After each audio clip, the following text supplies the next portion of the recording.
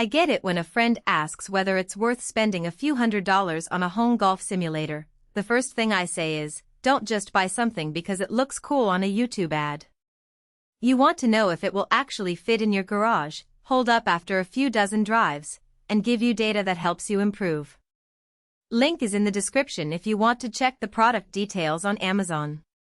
So let's walk through the indoor golf shop DIY golf simulator Enclosure the way a real golfer would, looking past the glossy marketing photos and digging into the practical side of setting it up and using it day in, day out.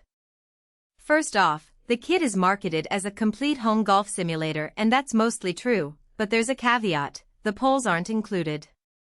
You'll need to buy or repurpose 4 8-foot steel or aluminum poles that can handle the tension from the frame. If you've already got a set of PVC pipe or a sturdy bookshelf frame lying around, you can save a bit, but most people will end up ordering the poles separately. That extra step is why the price feels a little higher than a plain impact screen, but the trade-off is a fully enclosed hitting area that actually protects your walls and ceiling from stray balls. The enclosure itself measures just under 14 feet long, 8 feet wide, and 5 feet high. For a standard garage or a spare room with a high ceiling, that footprint is generous enough to swing a driver comfortably, yet it doesn't dominate the space like a full-size simulator tent. When I walked into a friend's basement that had this set up, the first thing I noticed was the way the screen stretches across the entire front, creating a large, uninterrupted surface. The SIGPRO premium impact screen they include is designed to stop a ball traveling at 150 miles per hour without tearing, which is a real benefit if you're working on your drive speed. In practice, that means you can practice your driver on a rainy Sunday without worrying about a punctured screen and a costly replacement.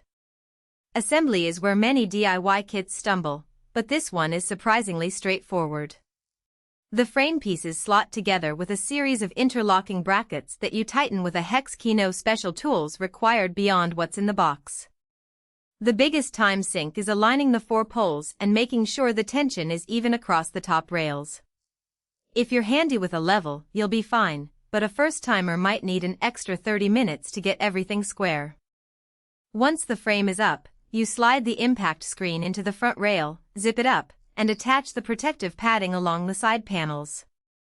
The padding isn't just foam, it's a dense, high-density material that absorbs the impact of wayward shots, protecting both the screen and your walls. I've seen a few setups where people skip the padding to save a few dollars, and they end up with ripped screens after a couple of errant slices. Now, who should actually consider buying this?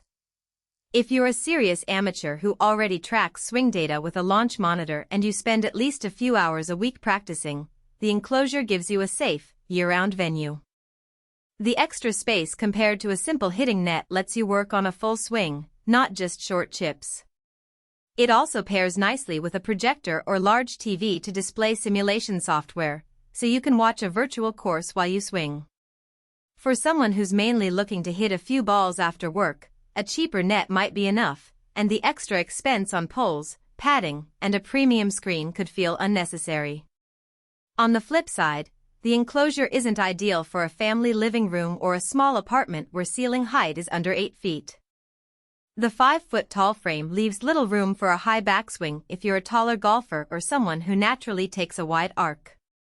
In that scenario, you'll feel cramped, and you might end up hitting the top rail more often than you'd like.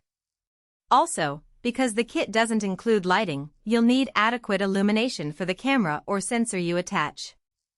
Dim lighting can cause the launch monitor to misread ball flight, which defeats the purpose of tracking improvements. Let's talk about daily usability. Once the frame is up, you can walk it in and out of the garage fairly quickly because the poles are not permanently bolted to the floor. I've seen people dismantle it in under an hour to make space for a party, then reassemble it for the next round of practice. The screen holds up to repeated impacts without stretching, which is something I've tested by firing about 30 drives each week for a month.